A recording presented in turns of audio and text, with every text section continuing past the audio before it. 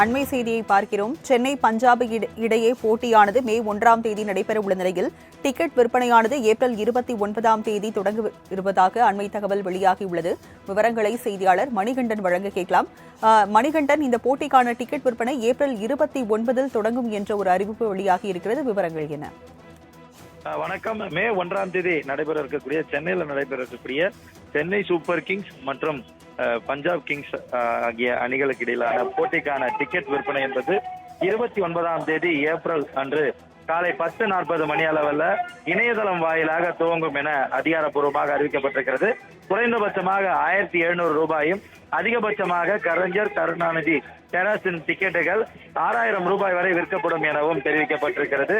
முழுமையாக டிக்கெட்டுகளை பெறுவதற்கு சென்னை சூப்பர் கிங்ஸ் வெப்சைட் மூலமாக பயனாளர்கள் உள்நுழைந்தால் முன்கூட்டியே அதற்கான ஏர்லி பேர்ட் ஆக்சஸ் கொடுக்கப்படும் எனவும் தெரிவிக்கப்பட்டிருக்கிறது. தொடர்ந்து பஞ்சாப் கிங்ஸ் 11 அணி அதிகபட்சமான ரன்களை டார்கெட்டை சேஸ் செய்திருப்பதால சிஎஸ்கே மற்றும் பிபிகே அணிகள் இடையான இந்த போட்டிக்கு ரசிகர்களிடையே மிகுந்த எதிர்பார்ப்பு இருக்கிறது.